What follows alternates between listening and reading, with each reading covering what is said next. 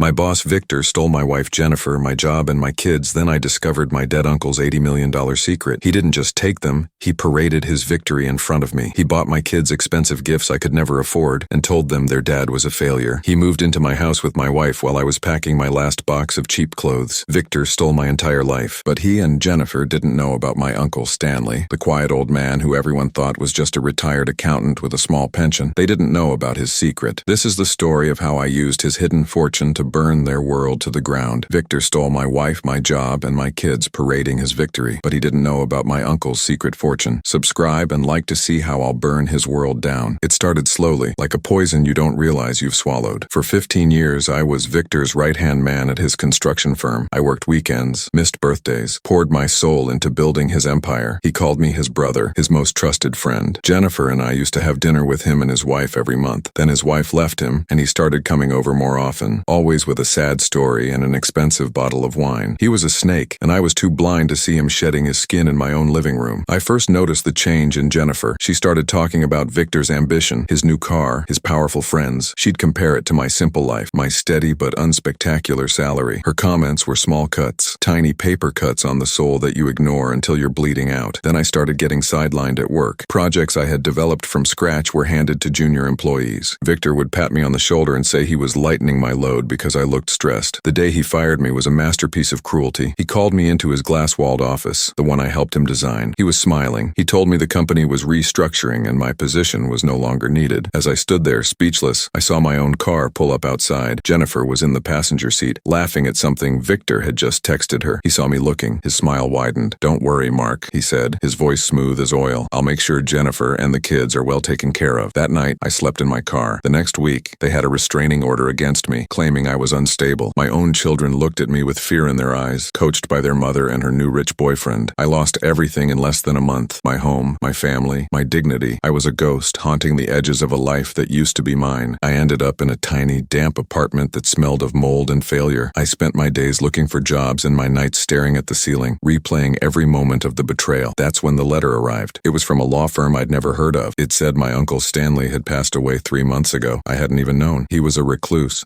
my mother's brother, and we hadn't spoken in years. The letter mentioned a prepaid storage unit in my name. It said the key was enclosed. I almost threw it away. What could a poor old man possibly leave me? Some dusty books and old furniture? But I had nothing else to do, nowhere else to go. So I took the bus to a rundown part of town, to a place called Sentinel Storage. The unit was small and packed to the ceiling with old boxes. It smelled like dust and forgotten time. I spent hours going through his things, photo albums, old records, worn-out clothes. It was the sad, simple collection of a lonely life. I was about to give up when I found it. At the very back, under a pile of old newspapers, was a heavy steel footlocker. It wasn't locked. Inside, it looked empty, except for a worn, leather-bound book. It felt too light. I ran my fingers along the inside of the trunk and felt a slight ridge in the bottom, a false bottom. My heart started to pound.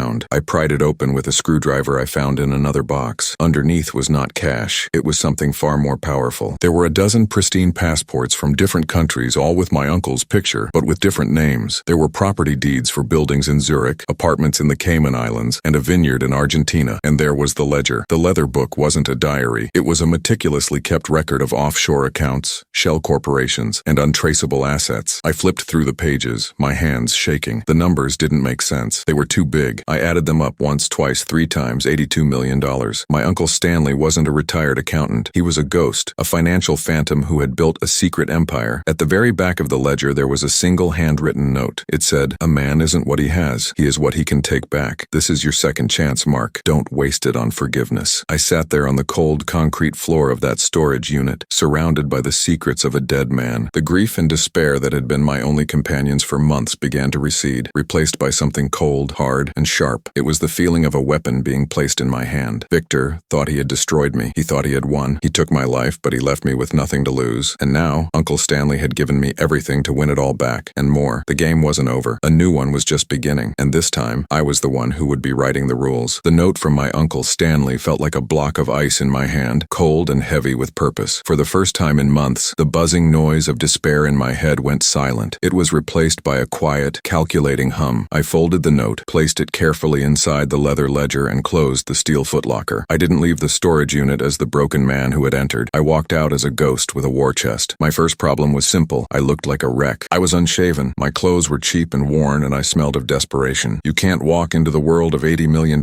looking like you're worth 80 cents. In one of the boxes, Stanley had left a small metal cash box. Inside were $10,000 in crisp $100 bills and another note for immediate expenses. Blend in. He had thought of everything. I took a taxi to the nicest hotel in the city, a place I used to walk past on my way to work for Victor, never dreaming I could afford to even enter the lobby. I paid for a suite for a week in cash. The clerk looked at my appearance, then at the money, and decided the money was more important. That night, I took the longest, hottest shower of my life, washing away the grime of the streets and the stench of failure. The next morning, I went to a high-end men's clothing store and bought 3 new suits, new shoes, a new watch. I got a haircut and a clean shave. When I looked in the mirror, I didn't see the ghost Victor had created. I saw someone else, someone colder, sharper. Now I was ready. Tucked into the back cover of Stanley's ledger was a business card. It was plain white, with a name and a number based in Switzerland. The name was Charles. No last name. No company, just Charles. I used the hotel phone to make the call. A calm, older voice answered on the second ring. Yes? He said. I'm calling about Stanley, I said, my voice steady. He left me a book. There was a pause. I could hear the faint sound of a clock ticking. The man is what he can take back, the voice said, quoting the note. It was a password. He said not to waste it on forgiveness, I replied. I will be in New York in 2 days, Charles said. The Plaza Hotel, the Oak Room, 3 p.m. Come alone. Then he hung up. Charles was exactly what I expected. He was in his late 60s with silver hair and eyes that seemed to see right through you. He wore a perfectly tailored gray suit and didn't offer to shake my hand. He simply gestured to the chair opposite him. For an hour, he listened without interruption as I told him everything. About Victor, about Jennifer, about my kids, about losing my life. He looked at the ledger, turning the pages with methodical care. This is all legitimate, he said finally, his voice devoid of emotion. Your uncle was one of my most creative clients. The infrastructure is already in place. We can begin transferring assets into new accounts under your name. Within a month, you will have full liquid access to everything. Good, I said, because I don't just want the money. I want to use it. Charles raised an eyebrow. For what purpose? I want to destroy Victor's company, I said, the words coming out like chips of ice. I want to bankrupt him. I want to take his reputation, his business, his new life with my ex-wife, and I want to burn it all to the ground. For the first time, a small, thin smile touched Charles's lips. An investment in demolition, he said. Your uncle would have approved. Victor's company, the Holdings, is publicly traded, but he holds the controlling interest. A direct assault would be expensive and messy. We need to find a weakness, something from the inside. We spent the next week in a temporary office Charles had arranged, digging into every aspect of Victor's empire. We pulled public filings, contracts, investor reports. Victor had been expanding aggressively, taking on massive debt to build a new flagship luxury tower downtown. That was his pride and joy, and his biggest vulnerability. When Charles and I started digging into the project's financing, I thought I had found the perfect weakness, a huge, high-interest loan from a private equity firm that was keeping the project afloat. But one of the main investors listed in the fine print was a shell corporation I recognized from Stanley's ledger. My blood ran cold. It was one of Uncle Stanley's companies. He had been a silent partner in Victor's biggest project for years, but I still didn't know why my uncle, a man who avoided everyone, would be investing with the man who would one day ruin my life. The trap, it seemed, was far older and more complex than I ever could have imagined. The discovery that my uncle Stanley was an investor in Victor's company felt like a punch to the gut. It made no sense. Charles and I sat in the sterile silence of his temporary office, the damning document glowing on the monitor between us. A ghost from my family was financially tied to the monster who had destroyed it. What does this mean? I asked, my voice raw. Was my uncle helping him? Charles steepled his fingers, his gaze fixed on the screen. Unlikely, he said, his tone measured. Stanley was not a man who helped people. He was a man who acquired leverage. This share, he pointed to a line of text, gives him, and now you, a significant minority stake. It's a seat at the table, albeit a hidden one, so we can use it, I said, a surge of hope cutting through the confusion. We can attack him from the inside, force a sale, expose his debt. We could, Charles interrupted softly, but it would be like setting off a bomb in a room you are also in. Stanley's methods were unorthodox. Exposing this investment would draw unwanted attention to the rest of his network, the very network that is now yours. It is a powerful weapon, but one that could easily backfire. For days we were at a standstill. We had the money, we had the motive, but the path forward was a minefield. I felt the old despair creeping back in, the feeling of being trapped. One evening, I was back in my hotel suite, scrolling mindlessly through the news on a tablet, and then I saw them. It was a photo from a high society charity ball. Victor was standing with his arm around Jennifer, both of them smiling for the camera. He looked powerful in his tuxedo. She was wearing a glittering diamond necklace, the kind of thing I used to see in magazines and laugh about. They were described as the city's most dynamic power couple, my power couple, in my my city, living a life paid for with my years of sweat and loyalty. I stared at the picture until the faces blurred, the rage inside me cooling from a hot fire to a solid block of ice. There was no going back. I didn't care if the bomb went off in the same room. I just wanted to see him burn. The next morning, I walked into the office with a new resolve. I don't care about the risk, I told Charles. Find a way, find the weakest point, and we push until it breaks. Charles nodded slowly, as if he had been expecting this. I have been exploring alternatives, he said, turning to his computer. I dug deeper into the history of your uncle's initial investment. It was made 15 years ago, right when Victor was starting his company. I thought I had my solution. A 15-year-old contract had to have a loophole, some forgotten clause we could use to tear Victor's world apart without exposing ourselves. This was it. This was the key. But when Charles finally decrypted an old file from Stanley's private server and a single scanned document appeared on the screen, his face, usually as calm and unreadable as a stone wall, tightened for just a second. It was a tiny, almost invisible reaction, but on a man like Charles, it was a seismic event. He didn't say anything for a long moment. He just stared at the document. This wasn't an investment, he said finally, his voice a low whisper. It was a cage. I leaned forward, trying to understand the old legal document on the screen. It was dense with jargon I couldn't follow. A cage? What are you talking about? Charles looked at me, and for the first time I saw something other than cold professionalism in his eyes. It looked like pity. This agreement contains what is known as a poison pill provision, but of a very unique design. It's tied not to a corporate takeover, but to a specific set of personal, financial, and ethical triggers. If Victor ever crosses certain lines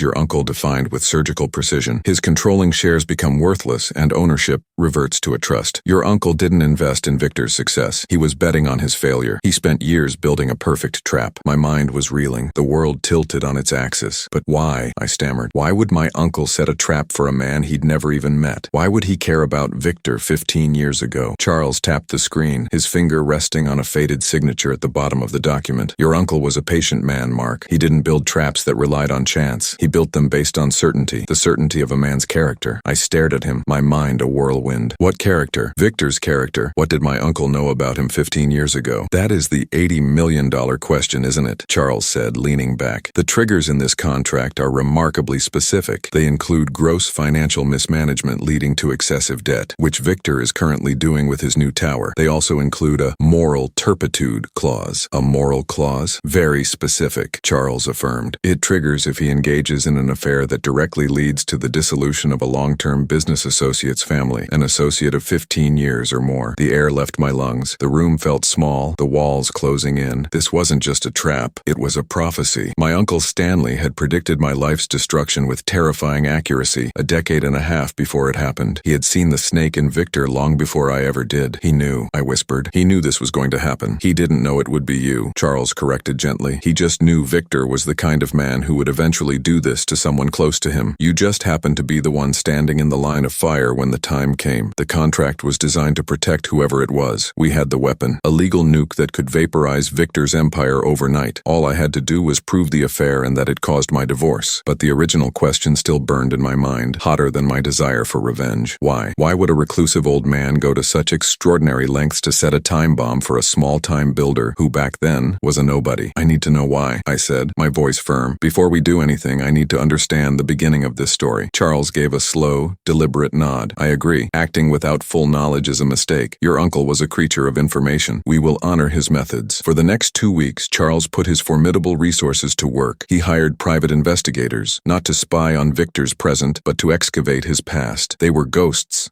like Stanley, digging through old corporate records, court archives, and forgotten news articles from 15 years ago. While they worked, I studied. Charles brought me files on Victor's early career, on the formation of his first company. It was called Phoenix Construction, a partnership. Victor wasn't the sole founder. His partner was a man named Howard. According to the records, Howard had provided almost all of the initial capital. Victor provided the charm and the ambition. They were successful for a couple of years, landing small but profitable contracts. Then, tragedy struck. Howard died in a car accident, a single vehicle crash on a deserted road late at night. The police ruled it an accident. He had apparently fallen asleep at the wheel. Victor, as the surviving partner, inherited full control of the company. He used Howard's life insurance payout, which listed the company as the beneficiary, to rebrand and expand. Phoenix Construction became V Holdings. Victor's empire was literally built on his first partner's grave. It was sad, but it wasn't a crime. It didn't explain Stanley. The breakthrough came from an old, quiet investigator Charles had on retainer in Victor's hometown. He didn't find anything in the business files. He found it in the social pages of an old local newspaper, stored on microfiche in a dusty library basement. It was a wedding announcement. Howard's wedding announcement from a year before he died. Charles projected the scanned image onto the wall of our office. It was a grainy black and white photo of a happy young couple. The bride was a smiling woman. Her maiden name was listed beneath the photo, Eleanor. I stared at the name, but it meant nothing to me. Okay, I said. So his wife's name was Eleanor. Where does that lead us? Charles didn't answer. He just typed something into his keyboard. Another document appeared on the screen next to the wedding photo. It was a family tree, a simple genealogical record. It showed my mother's side of the family. Her name was there, and next to it, her only brother, my uncle Stanley, and just below them, their younger sister, my aunt, who had died long before I was born. I had never even known her name. Her name was Eleanor. My uncle Stanley wasn't just betting on Victor's failure. He was avenging his sister's husband. He believed Victor had done something to Howard. The poison pill wasn't just a cage for Victor. It was Stanley's long-delayed justice, waiting for the right person to finally pull the trigger. And that person was me. The image of my Aunt Eleanor's smiling face, a ghost from a past I never knew, was burned into my mind. The pieces of the puzzle weren't just falling into place. They were slamming together with the force of a tectonic shift, reshaping the entire landscape of my life. My Uncle Stanley hadn't just left me money. He had left me a purpose, a legacy of cold, patient justice. I was no longer just a wronged man seeking revenge for himself. I was the executor of a 15-year-old vendetta. Charles and I sat in silence for a long time, the weight of the discovery filling the room. Victor wasn't just a corporate predator. He was a black widow, leaving a trail of broken lives and suspicious deaths in his wake. Howard, my aunt's husband, was his first major victim. I was just the latest. The contract is our weapon, Charles said finally, his voice cutting through the silence. But a weapon is useless without ammunition. We need proof. Irrefutable proof that meets the exact conditions laid out by your uncle. We spent the next hour breaking it down. The contract was a legal masterpiece of paranoia. To trigger the poison pill, we had to prove 3 things to the Swiss trust that held the shares. First, that Victor and Jennifer had an affair. Second, that this affair was the direct cause of my divorce and the loss of my home and children. Third, that I had been a business associate for over 15 years. The third part was easy. My employment records were public. The first 2 would be a war. Victor is not a stupid man, Charles said. He's arrogant, but he's careful. He and Jennifer will have covered their tracks. Credit card statements will show nothing. Phone records will likely be clean. We need something they couldn't erase. Charles activated his network. He hired a team of discreet investigators, specialists in financial forensics and surveillance. For weeks, it felt like we were chasing shadows. The investigators found nothing. Victor and Jennifer were living their perfect public life. They attended galas, had dinner at exclusive restaurants, and posted smiling photos online. They were a fortress. The frustration began to eat at me. I had $80 million at my disposal, but I felt as powerless as I did when I was sleeping in my car. Every morning I woke up with a knot of acid in my stomach, and every night I stared at pictures of my children on my phone, their faces now alien to me, their lives completely absorbed into Victor's world. Patience, Mark, Charles would tell me. A trap like this requires a precise trigger. Your uncle waited 15 years, we can wait a few weeks. The breakthrough came from the most unexpected place, Victor's own arrogance. He had recently fired his longtime executive assistant, a man named Frank. Victor had apparently screamed at him in front of the entire office over a minor scheduling mistake and had him escorted out by security without a severance package. It was a classic Victor move, total dominance, absolute humiliation. It was also a fatal error. Charles's investigators found Frank working a temp job, bitter and broke. For a modest fee and the promise of legal protection, he was willing to talk. He was more than willing. He was eager. Frank met us in a quiet hotel bar far from the city center. He was a nervous man in his 40s, his hands trembling as he clutched a glass of water. Victor is a monster, he said, his voice barely a whisper. He treats people like they're disposable. I gave him 12 years of my life. Frank,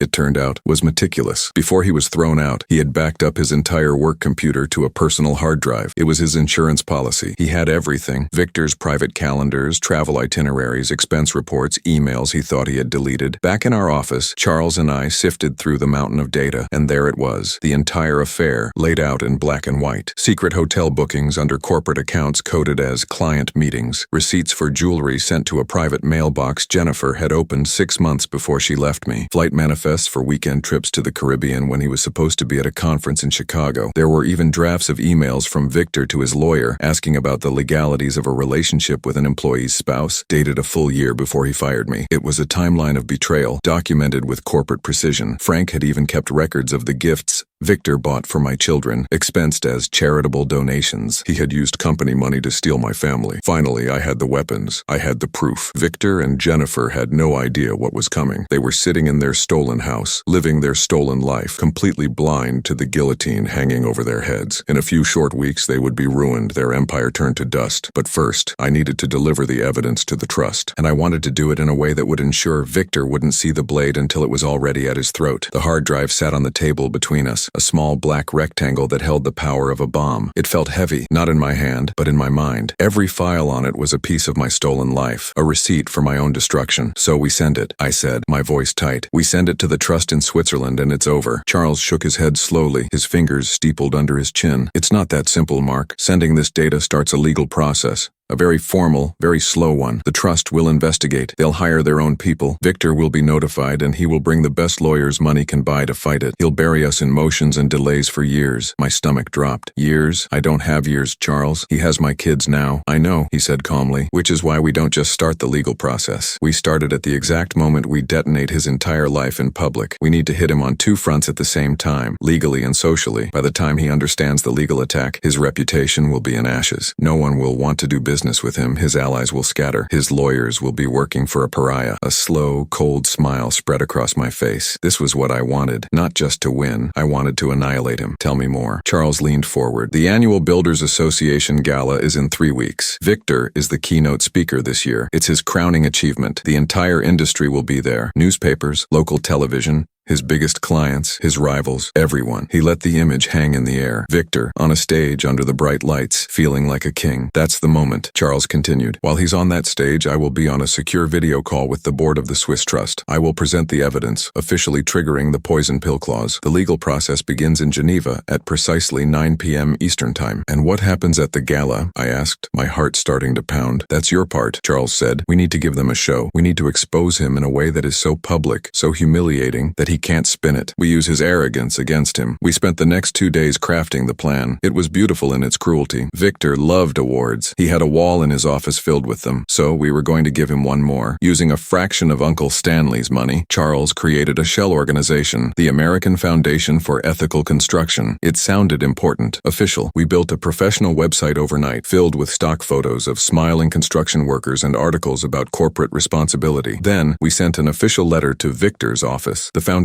it said, had chosen him as the recipient of its first ever Humanitarian of the Year award for his charitable contributions and commitment to family values. The letter specified that the award would be a surprise, presented to him live on stage at the end of his keynote speech at the gala. His ego was the hook, and he swallowed it whole. Frank, our source, confirmed through a contact still at the company that Victor was ecstatic. He was bragging about it, telling his inner circle that his good deeds were finally being recognized on a national level. He had no idea he was preparing for his own execution. The plan was set. Charles would handle the legal side. I would handle the public spectacle. I couldn't be there myself. It was too risky, but I would be watching. I spent the next 2 weeks preparing. I hired a small video production team. I didn't tell them the full story, only that we were making a tribute video for a corporate executive. We went through the evidence from Frank's hard drive. We pulled out the most damning pieces. The receipts for jewelry, for Jennifer, expensed as office supplies. The hotel bills for his secret trips with her, disguised as client development. The photos of them on a beach in the Cayman Islands, time-stamped on a weekend he told me he was visiting his sick mother. And the worst part, the expense reports for the expensive toys he bought my children, listed under donations to underprivileged youth. He was using company money to buy my own children's affection while framing it as charity. We edited it all together into a slick 5-minute video. It started with pictures of Victor accepting other awards, shaking hands with politicians, smiling with his arm around Jennifer. The music was upbeat, inspiring. Then halfway through, the screen would cut to black. A single line of text would appear. This is the man you think you know. Then, the evidence would start to roll. Receipt after receipt. Flight manifest after flight manifest. All set to a slow, sad piano score. The video ended with a picture of me and my children, taken a year before my life fell apart. A happy family photo. Under it, the final text. His name is Mark, and this was his family. The video was the guillotine blade, and in 1 week, at the gala, I was going to pull the rope. The night of the gala felt like an execution, and I was the one watching from a hidden room. Charles Charles had set me up in a hotel suite across the street with a direct, high-quality feed of the event. I sat in the dark, the only light coming from the large screen showing the ballroom filled with the city's most powerful people. They were all there to celebrate Victor, to listen to his words, to shake his hand. They were all sheep, and he was the wolf they mistook for a shepherd. I saw him enter with Jennifer on his arm. She wore a dark blue dress that shimmered under the chandeliers. She looked happy, truly happy, in a way she hadn't looked with me for years. The sight was a knife twisting in my gut. He guided her through the crowd, his hand possessively on the small of her back, smiling and nodding as people congratulated him. He was a king in his court, soaking in the admiration he felt he deserved. My hands were shaking. Charles had told me to stay calm, to just watch. The machine is already running, he'd said. All you have to do is not touch it. But seeing them like that, seeing my life being worn by another man like a tailored suit, made me want to smash the screen. The dinner service ended, and the speeches began. Finally, Victor was introduced. He walked to the stage to thunderous applause. Jennifer watched him from their table, her eyes filled with pride. He stood at the podium, basking in the light. Friends, colleagues, he began, his voice smooth and confident. Tonight is not about me. It's about what we build together. It's about community. It's about family. I almost laughed. Family. He talked about integrity, about loyalty, about the importance of having a strong foundation both in business and at home. Every word was a lie, polished and presented as a jewel. The crowd was eating it up. They saw a leader, a philanthropist, a good man. They didn't see the rot underneath. After his speech, the host returned to the stage. Victor, if you could stay for just one more moment, we have a surprise for you. Victor feigned surprise, though I knew from Frank that he was expecting this. This was the moment he'd been bragging about for a week. The American Foundation for Ethical Construction, the host announced, has chosen to honor a man whose career exemplifies the very best of our industry. For his dedication to family values and his unwavering ethical compass, the first ever Humanitarian of the Year award goes to Mr. Victor. More applause. Victor's chest puffed out. He shook the host's hand, a wide, triumphant grin on his face. And to celebrate this honor, the host continued, gesturing to the giant screens behind the stage, we've prepared a short tribute to your incredible journey. The lights in the ballroom dimmed. My heart was a drum against my ribs. This was it. The video started exactly as we'd planned. Inspiring music played over photos of Victor at construction sites, shaking hands with mayors, cutting ribbons at charity events. There were photos of him and Jennifer smiling on vacation, looking like the perfect couple. From his spot on the stage, Victor watched the screen, his smile unwavering. He looked over at Jennifer, who blew him a small kiss. The music swelled. A photo of Victor accepting another award filled the screen. Then, suddenly, the music stopped. The screen went black. Victor paraded his new car and powerful friends, cutting me with small comments about my life. What would you do in my place? Comment what you think and share. A nervous murmur went through the crowd. Victor's smile flickered. He looked toward the side of the stage, confused. Then, white text appeared on the black screen. This is the man you think you know. The silence in the room was now absolute. A slow, sad piano melody began to play.